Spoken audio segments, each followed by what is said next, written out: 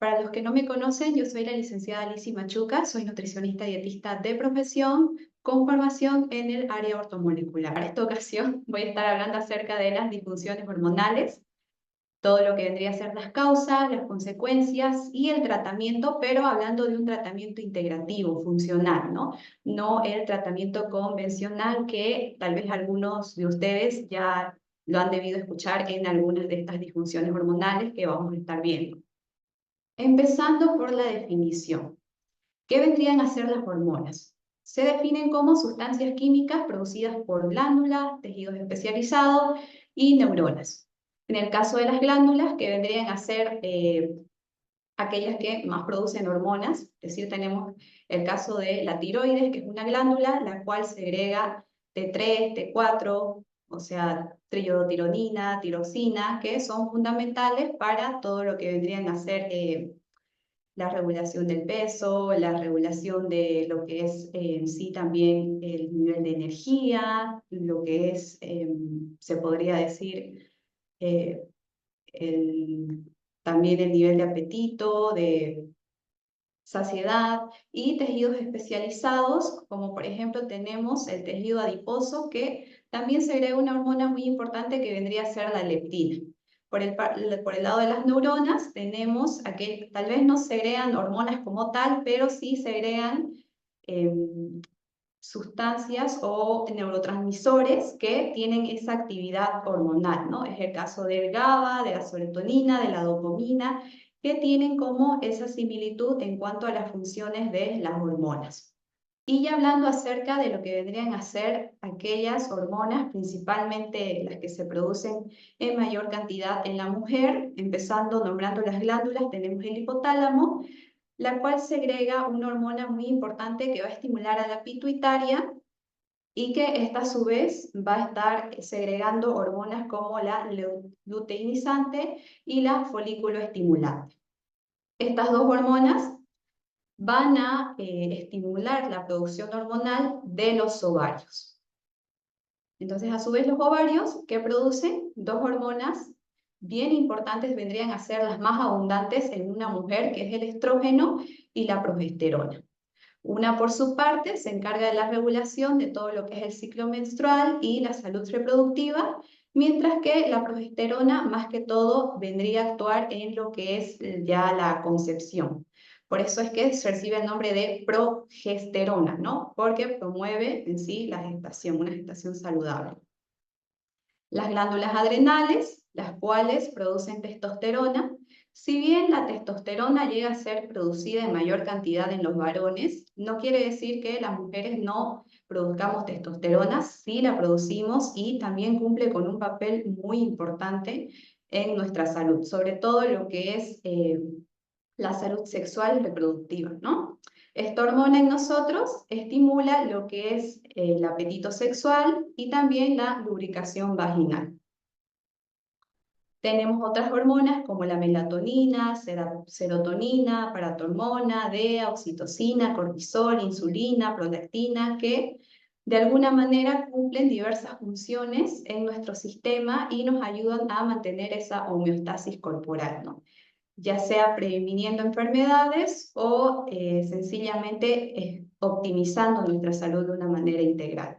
Y ya hablando acerca de lo que es hormonas masculinas, si bien los hombres también producen algunas de esas hormonas que he nombrado anteriormente, las que se dan en una mujer, ellos también las producen, solamente que la complejidad hormonal no se da como en el caso de la mujer, ¿no? Y en ellos, más que todo, se produce lo que vendría a ser la testosterona, que es como la hormona que reina en ellos, y que a su vez cumple diversas funciones, no solamente en la salud reproductiva o sexual, como mayormente se la conoce a esta hormona, ¿no? La testosterona, sino que a nivel sistémico cumple con muchas funciones. En el caso del cerebro, un incremento en lo que son los niveles de cognición, memoria, concentración, también brinda un mejor estado de ánimo en general, una sensación de confianza, de seguridad. A nivel de la masa muscular, un incremento de la masa muscular, también un incremento de la resistencia. A nivel de la salud ósea o de la masa ósea, tenemos lo que es el mantenimiento de la densidad ósea, ¿no? Lo que es en la médula ósea, una buena producción de las células, los glóbulos rojos. En los órganos sexuales, como ya mencionaba en un inicio, todo lo que es en sí el apetito sexual y también una correcta producción del esperma. También tenemos una función muy importante que se da a nivel de la piel, es decir, en la salud dérmica, porque esta hormona, al menos en los varones, estimula la producción de colágeno y, bueno, sabemos que el colágeno es un aminoácido importante para mantener esa elasticidad, firmeza en la piel, ¿no? Por lo tanto, esta hormona, que es la testosterona, también contribuye en lo que es la salud o el envejecimiento de una forma no prematura. Ya pasando a lo que son las disfunciones hormonales. Las disfunciones hormonales pueden clasificarse en 4, que vendría a ser una producción excesiva, una producción insuficiente, una resistencia a la hormona o una producción irregular de esta hormona. En el caso de la producción excesiva, un buen ejemplo es de la glándula tiroides, que se pueden ver algunos casos de hipertiroidismo, en donde las mujeres o también los varones están produciendo una gran cantidad de hormonas tiroideas. O también en el caso de hormonas que van más que todo a una salud sexual o reproductiva, por ejemplo en el caso de las mujeres que están padeciendo hoy en día de muchos periodos de estrogenización, ¿no? En donde están produciendo en gran cantidad el estrógeno. Si bien el estrógeno es importante, no podemos producirlo de una forma excesiva, ya que esto nos puede llevar a un aumento de peso, a bajos niveles de energía, y a un sinfín de efectos negativos que también nos vamos a estar viendo. Una producción insuficiente, volviendo al tema de la tiroides, ¿quién no conoce lo que es esa disfunción hormonal hipotiroidismo, ¿no? En donde la glándula tiroides no está produciendo las hormonas tiroideas de una manera adecuada. Resistencia a la hormona. Alguna vez yo creo que han escuchado hablar de lo que es la resistencia a la insulina. Y en sí esta hormona es muy importante para nivelar o bajar los valores de glucosa, es decir, del azúcar en sangre, ¿no? La resistencia a la insulina también está muy asociada a disfunciones hormonales o sea, otras disfunciones, aparte de que esta es una disfunción hormonal como tal, también va a desencadenar otras disfunciones hormonales. Es el caso de síndrome de ovario poliquístico, que ya se lo llega a catalogar como una afección metabólica, ¿no? Porque tiene su origen en la resistencia a la insulina.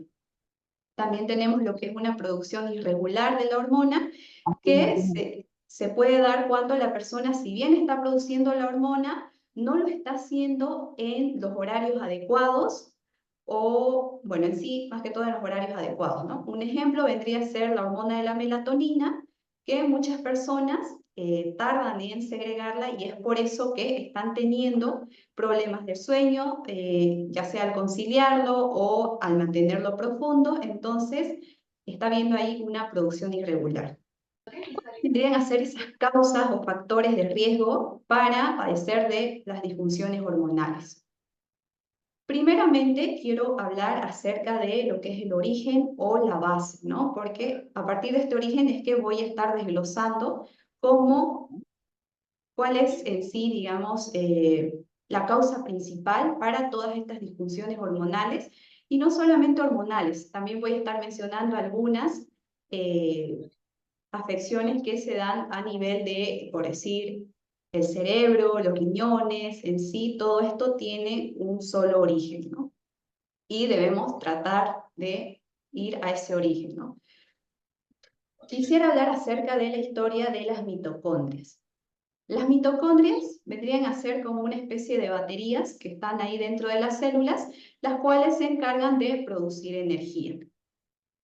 Entonces, ¿cuál es el origen de las mitocondrias? Se remonta hace miles de millones de años, en la que una bacteria se enamoró, por así decirlo, de una célula y ésta la engulló dentro de sí misma e intercambiaron. Por decir, la bacteria le proporcionó energía de una manera aeróbica, que es la producción de energía más eficiente que puede haber. Mientras que la célula, dentro de ella, le proporcionó nutrientes, entre otros componentes que son necesarios para que una bacteria sobreviva. Ya con el tiempo, esta bacteria perdió en sí su independencia y se quedó dentro de la célula, dando como origen a las mitocondrias. Es esto La ya. disfunción Acá no te queda. mitocondrial en sí se llega a relacionar con diversas disfunciones como las metabólicas, las hormonales, las neurológicas. De ahí de comprender su importancia, ¿no? De lo que vendría a ser la correcta función mitocondrial. Si vos lo pones chiquito, Que sea lila. ¿Lo dijiste lila? Perdón, voy a silenciar a alguien. ay, Ya. ¿Cómo se da esta disfunción mitocondrial? Primero tenemos que ir al intestino. Si tenemos a un intestino que está, por decir, con una permeabilidad selectiva, en donde solamente pasan aquellos nutrientes que nos brindan diferentes beneficios hacia el torrente sanguíneo, igual los metabolitos que producen las bacterias intestinales, como los ácidos grasos de cadena corta, y estos van hacia la mitocondria va a estar funcionando de una manera adecuada.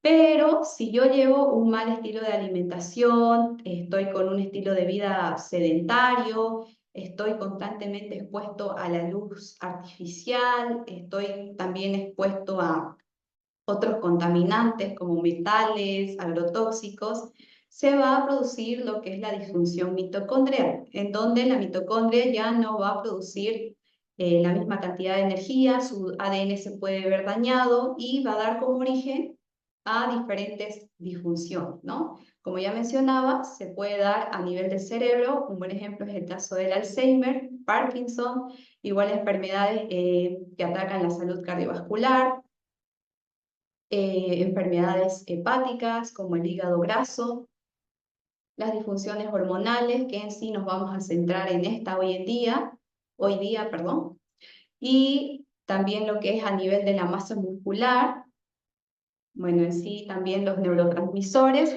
y lo que vendría a ser la composición corporal.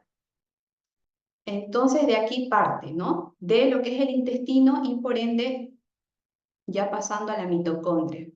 Es aquí en donde debemos actuar para poder erradicar lo que es, o por lo menos mitigarla de alguna manera a la disfunción hormonal.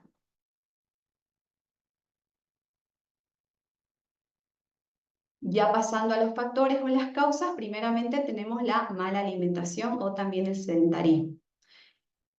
Esto tiene una repercusión más directa en lo que vendría a ser el síndrome de ovario poliquísticos.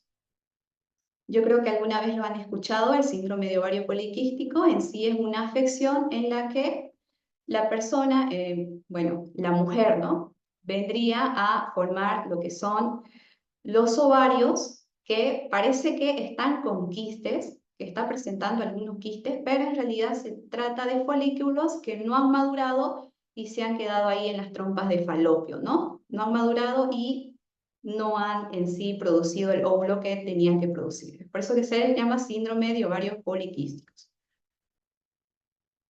¿Cuál vendría a ser el origen del síndrome de ovario poliquísticos? Se ha asociado mucho con lo que es la resistencia a la insulina. Entonces, esta resistencia a la insulina primeramente parte de un estrés oxidativo. Este estrés oxidativo se va a dar a nivel de la mitocondria. Que, bueno, recordemos, esta es la mitocondria, ¿no? El estrés oxidativo vendría a ser, imaginémonos, digamos, cuando estamos, por decir, cuando consumimos una manzana y luego la dejamos ahí a temperatura ambiente. Vamos a notar que con el tiempo esa manzana va a adquirir un color y una consistencia así media negruzca. Entonces eso quiere decir que la manzana se ha oxidado, ¿no? Ha pasado por un proceso de oxidación. Lo mismo pasa en nuestro organismo, solamente que a nivel celular. Si eso se da de forma natural, de forma regular, está bien, porque tenemos que tener procesos de oxidación que son normales. Pero si se da con mucha frecuencia, en donde ya mi capacidad antioxidante no está pudiendo a paliar esos niveles de oxidación, mi célula se va a ver oxidada, es decir, va a estar enferma. Eso puede desencadenar, como les decía, una resistencia a la insulina o también una hiperinsulinemia. La resistencia a la insulina se da cuando ya la insulina en sí no puede abastecer de los altos niveles de glucosa que están habiendo en el organismo. Estos altos niveles de glucosa principalmente se dan cuando la persona tiene una alimentación alta en carbohidratos, alta en grasas trans, y es por eso que el páncreas segrega de una manera así desmesurada o elevada lo que vendría a ser esta hormona, la insulina, para poder paliar los niveles de glucosa. O también puede ocasionar lo que es la hiperinsulinemia, ¿no? Que de igual manera comparte cierta característica con la resistencia a la insulina, solamente que en la resistencia a la insulina ya esas llavecitas no están funcionando bien, se podría decir, y ya la glucosa no está pasando como tiene que pasar hacia la célula, porque no se puede quedar el azúcar o la glucosa ahí circulando por la sangre, sino que tiene que pasar hacia la célula para que ésta pueda producir energía. Entonces, eso en sí es una resistencia a la insulina, ¿no? Cuando la glucosa en sí se queda ahí circulando. Y la hiperinsulinemia cuando segregamos altos niveles de insulina. Esto, a su vez, produce, un hiperandrogenismo. Los andrógenos son más que todo una hormona masculina, si bien nosotros las mujeres la producimos, pero no la producimos en gran cantidad como ellos, ¿no? Entonces es por eso que esto se da a causa de la resistencia a la insulina. Existe un hiperandrogenismo en donde yo estoy segregando o produciendo muchas hormonas que vendrían a ser los andrógenos, y ya esto ocasiona lo que es un crecimiento así desmesurado del tejido adiposo. Y ya esto pasa a una inflamación crónica de bajo grado y tenemos en sí todo el mecanismo del síndrome de ovario poliquístico, ¿no? La persona está con las células oxidadas, está produciendo grandes cantidades de insulina, eso a su vez lleva a producir grandes cantidades de andrógenos y se da lo que es la inflamación crónica de bajo grado. Por lo tanto, la persona está está experimentando síntomas como el acné, la caída de cabello, el aumento de peso, que son característicos del síndrome de ovario poliquístico.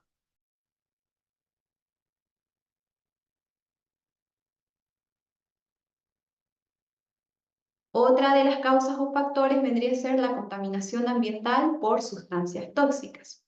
Un buen ejemplo de esas sustancias tóxicas en este caso son los microplásticos. Hoy en día vivimos muy contaminados, ¿no? En sí estamos en un mundo tóxico en todo el sentido de la palabra. O sea, tóxico ambientalmente, tóxico emocionalmente. En sí, la verdad que somos una de las generaciones más contaminadas y por lo tanto se trata de tomar las mejores decisiones en el día a día, no es a volverse locos, sino que podemos tomar algunas elecciones que no nos van a generar daño. En el caso de los microplásticos que se encuentran en los envases, por decir, los vasos, cucharas de plástico, los tuppers también que son de plástico y de yapa, que si son tuppers que han sido calentados, por decir, yo guardé mi comida, la calenté en ese envase de plástico, estoy desprendiendo más microplásticos, los cuales van a ingresar a mi organismo. En el caso de los varones, estos microplásticos se han llegado a asociar con...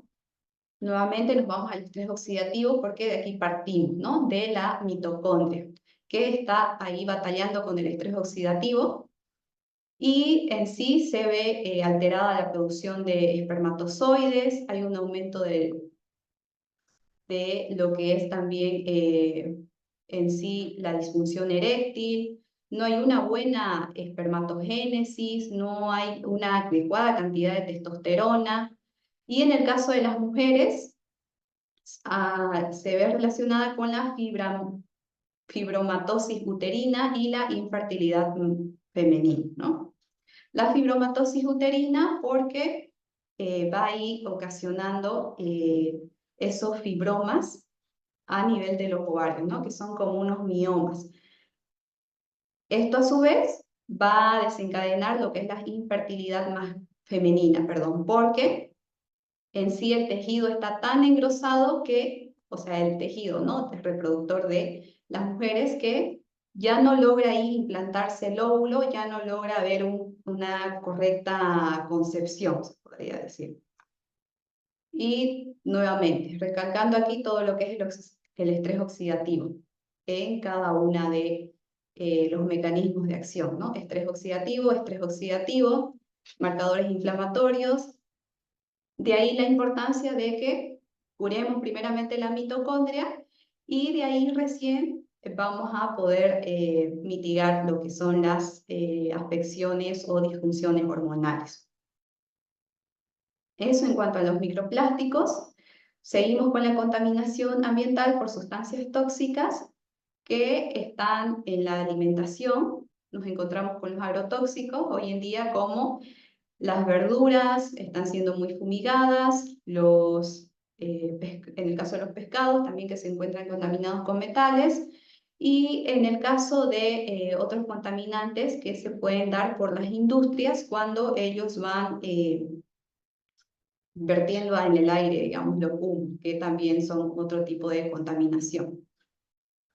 Entonces, estas sustancias en sí, estas sustancias que son tóxicas, agrotóxicos, metales, tienen una afinidad por el tejido adiposo.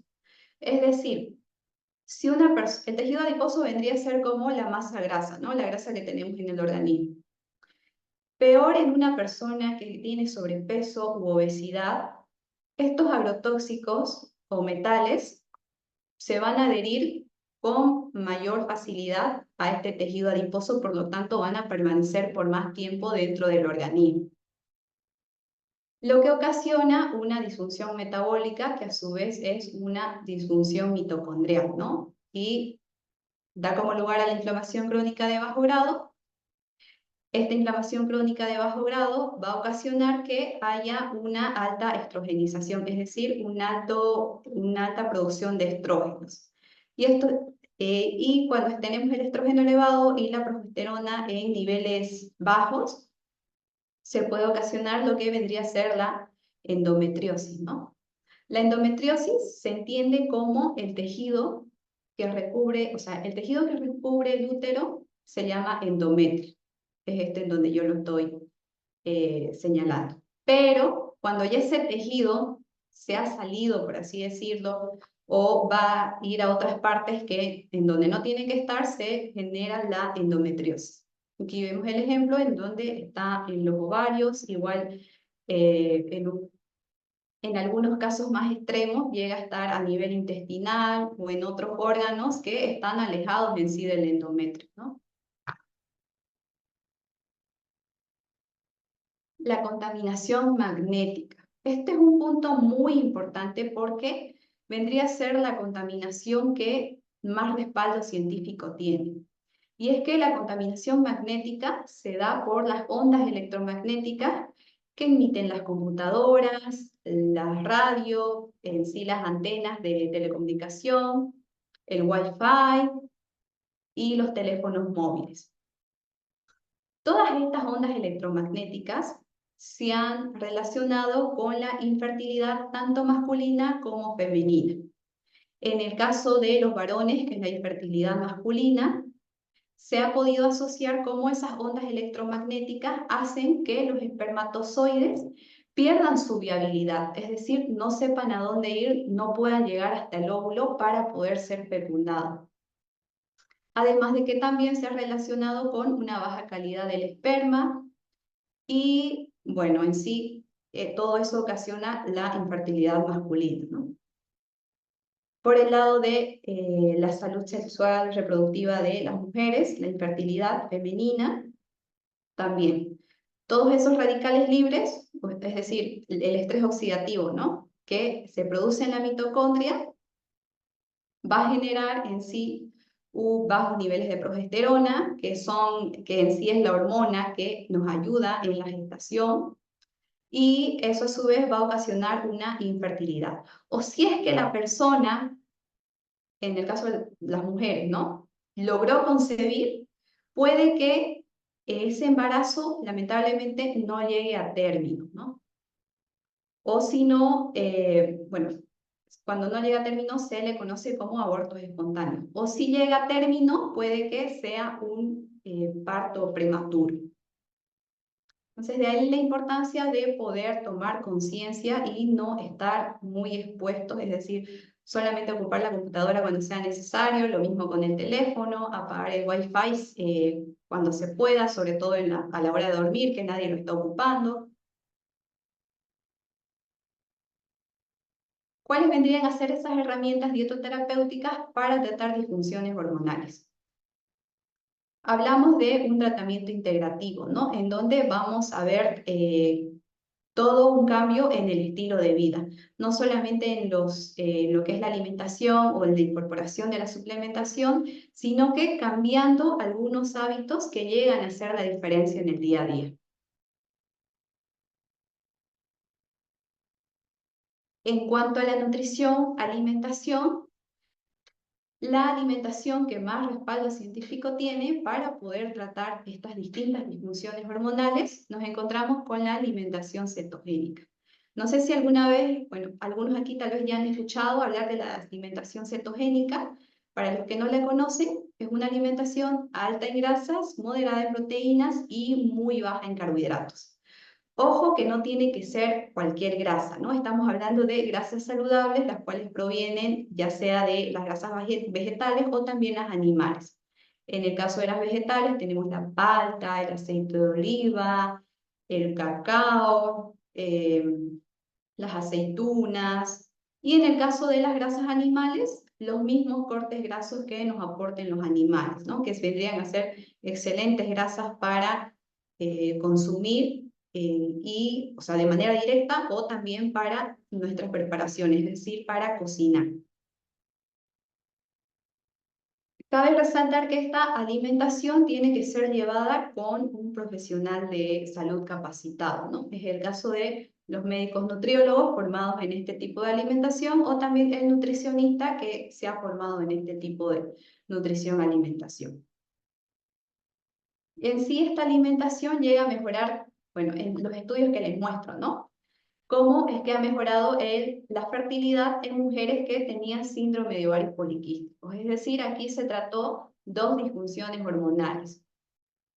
Lo mismo aquí, hiperinsulinemia, resistencia a la insulina, síndrome de ovarios poliquísticos, fertilidad.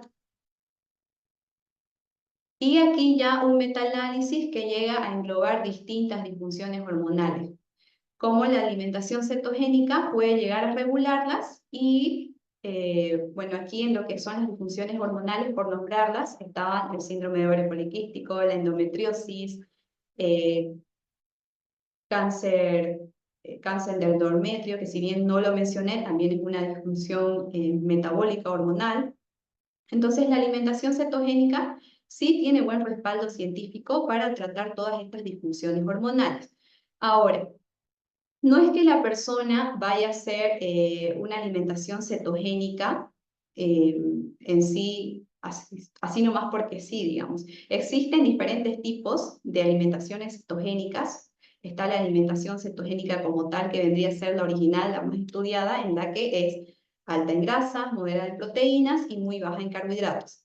También está la alimentación cetogénica cíclica, en la que la persona va ciclando diferentes carbohidratos y sin necesidad de salirse de cetosis, que bueno, el estado de cetosis se da a través de la alimentación cetogénica y es donde la persona está produciendo energía a través de los cuerpos cetónicos, ya no con la glucosa.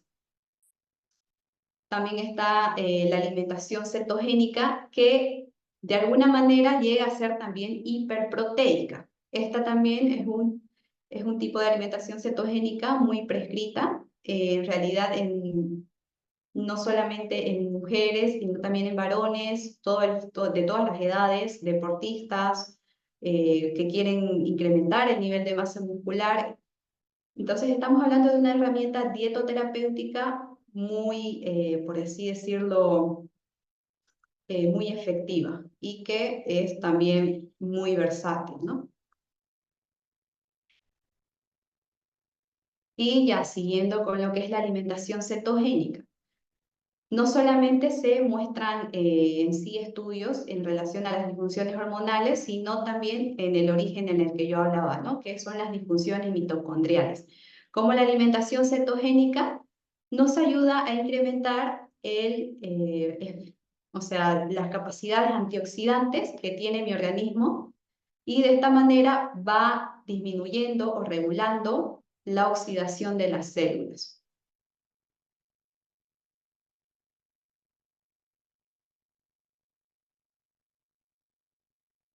Ya pasando a lo que vendría a ser la nutracéutica o también la fitoterapia,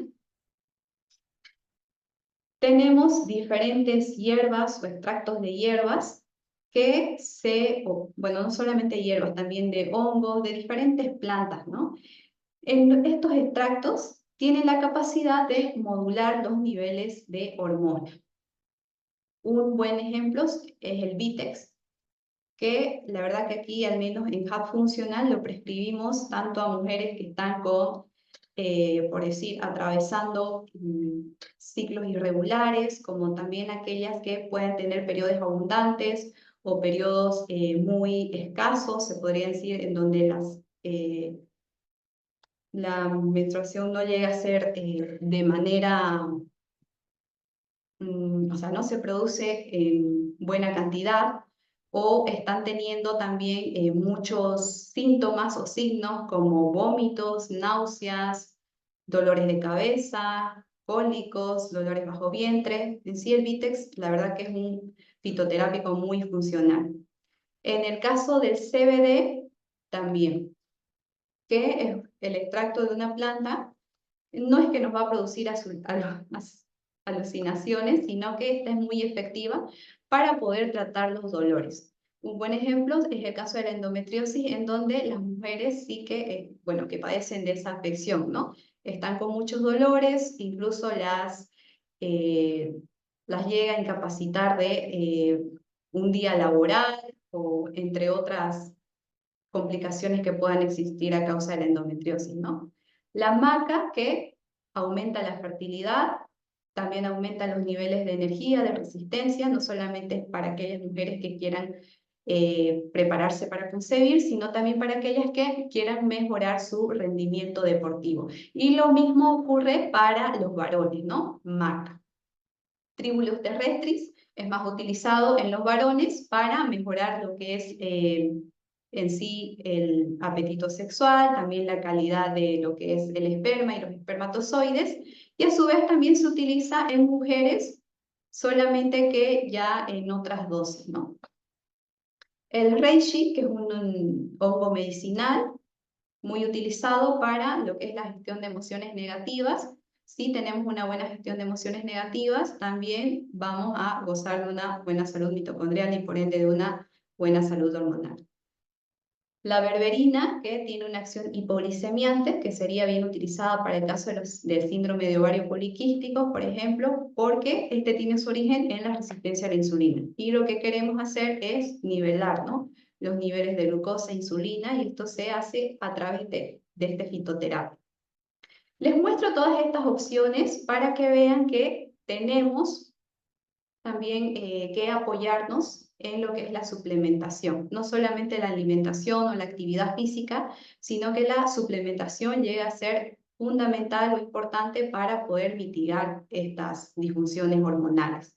Y también para que vean que existen opciones que no van a generar estragos o perjuicios en la salud, como en el caso de los tratamientos convencionales, en los que se ve o en los que se dan, digamos, a las mujeres principalmente lo que es las pastillas anticonceptivas, que luego llegan a producir en las mujeres, en algunas producen lo que es el aumento de peso, en otras producen lo que es la pérdida de peso y, en fin, otros problemas que se van añadiendo, ¿no?, a causa de la toma de estos medicamentos. O también en el caso de aquellas mujeres que, bueno, hombres y mujeres que quieren concebir, ¿no?, en donde recurren a tratamientos que llegan a ser muy invasivos y a veces, en la mayoría de los casos, no llegan a ser muy efectivos, ¿no?, hablando de las fertilizaciones in vitro. Y sencillamente se trata de hacer ese cambio en el estilo de vida, en lo que es la alimentación, acompañada de un profesional de salud, y también la toma de nutracéuticos o fitoterápicos, de la misma manera como sucede con la alimentación, de la mano de un profesional de salud capacitado. Otros cambios que es bueno añadir aquí para lo que es las disfunciones hormonales, tal vez algunos ya lo han visto en otras de mis presentaciones, pero nuevamente lo vuelvo a mostrar porque es muy importante, el esposoma, ¿no? A lo que estamos expuestos. Por decir, cambiar los envases de plástico a envases de vidrio.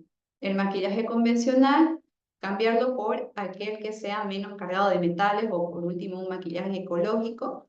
Los perfumes por aceites esenciales. Los aceites esenciales, aparte de brindarnos un aroma muy rico, delicioso, nos van a brindar diferentes propiedades terapéuticas de acuerdo al aceite que estemos utilizando.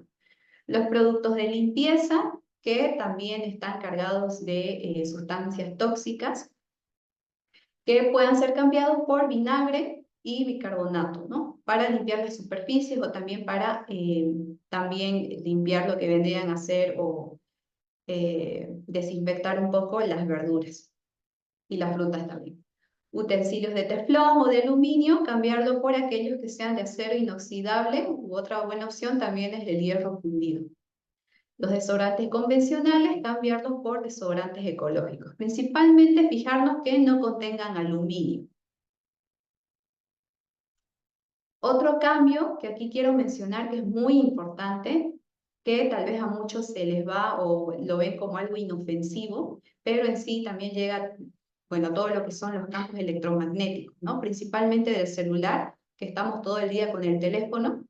Cuando vayamos a hacer una llamada, no hacerla directamente, o sea, con el teléfono cerca de nuestro oído, sino que coloquemos los auriculares de cable, eso sí, no estoy hablando de los auriculares que son inalámbricos, porque eso es lo mismo que nada, digamos, lo que queremos mitigar son las ondas electromagnéticas. Y lo mejor para eso son los auriculares con cable. Entonces yo coloco los auriculares con cable en el teléfono y ahí ya estoy teniendo mi llamada, ¿no? O si no, también colocarlo en altavoz. Es otra forma de mitigar esas ondas electromagnéticas, pero ya ir deshaciéndonos de ese hábito de colocarlo directamente en el oído. Otro cambio, no colocar el teléfono, y esto va más que todo para los varones, ¿no? Porque ahí hay una, se podría decir, un contacto directo con lo que son los órganos reproductivos, ¿no? Y en lugar de colocárselo en el bolsillo delantero o en el bolsillo trasero, siempre colocarlo en una mochila o en un bolsoncito de mano, o por último colocarlo ahí, o sea, tenerlo nomás en la mano. Estos son pequeños cambios que hacen la diferencia. Y bueno, en sí esa vendría a ser mi presentación de hoy.